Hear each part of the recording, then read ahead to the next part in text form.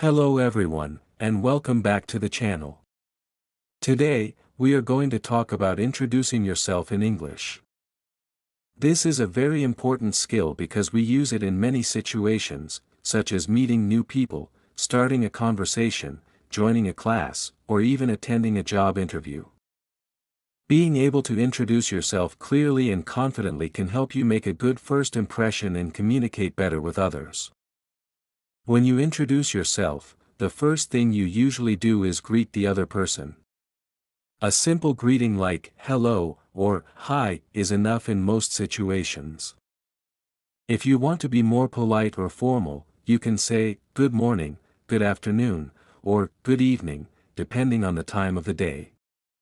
A friendly greeting helps to create a positive and comfortable atmosphere for the conversation. After greeting, you normally say your name. There are different ways to do this. You can say, "My name is," or "I am," or even, "You can call me."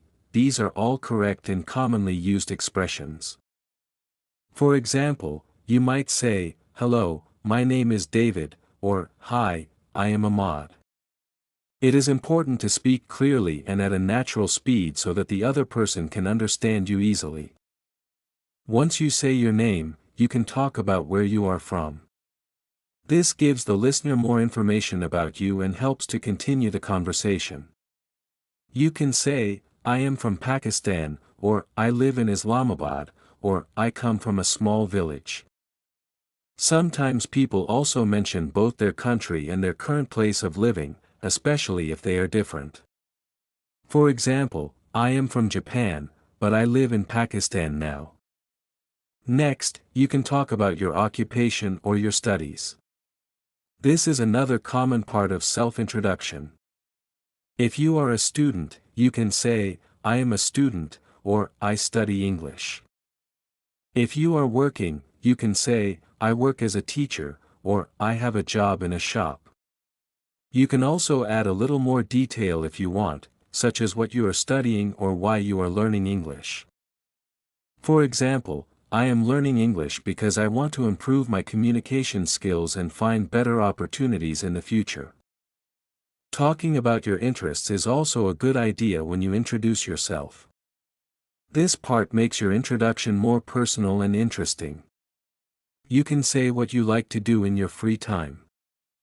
For example, you might say, "In my free time, I like watching movies, listening to music, and reading books." Or you can say, "I enjoy practicing English and watching educational videos." Sharing your interests can help you connect with other people who have similar hobbies. Some people also like to talk a little about their family. This is optional, but it can make your introduction warmer and more friendly. You can say, "I have a small family," or "I have 2 brothers and 1 sister." You do not need to give too many details, just a simple sentence is enough. When you combine all these parts together, you can create a complete introduction. For example, you might say, "Hello, my name is Dawood. I am from Japan, and I live in Pakistan. I am a student, and I am learning English to improve my speaking and listening skills. In my free time, I like watching videos and practicing English. It's nice to meet you." This is a simple but effective introduction that includes all the important information. It is also important to remember that introducing yourself is not only about the words you use, but also about how you say them. Try to speak clearly and not too fast. Use a friendly tone of voice and, if possible, smile when you are speaking. These small things can make a big difference in how people understand and remember you. Many learners feel nervous or shy when they speak English, especially when they introduce themselves. This is completely normal. The important thing is to keep practicing and not to be afraid of making mistakes. Mistakes are a natural part of learning, and every mistake helps you improve.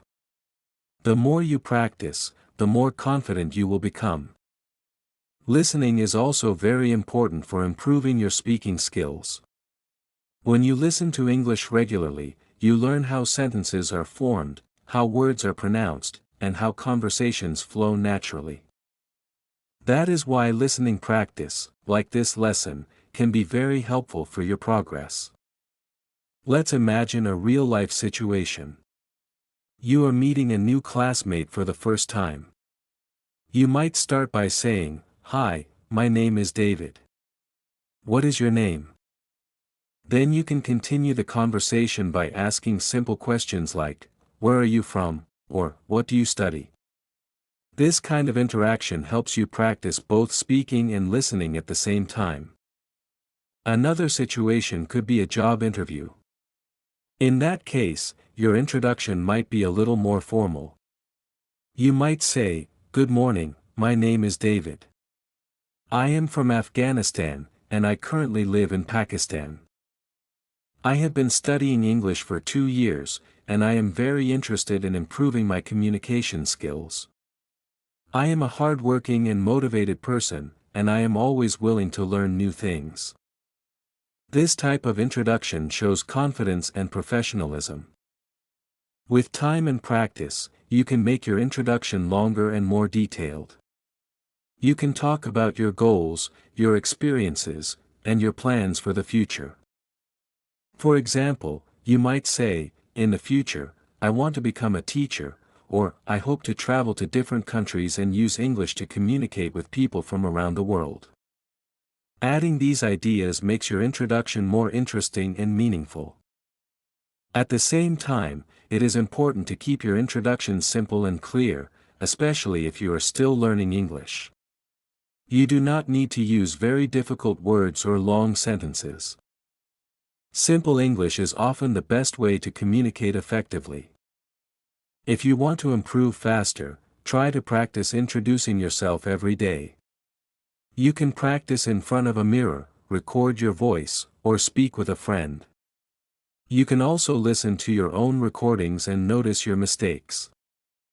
This will help you become more aware of your pronunciation and improve your speaking skills.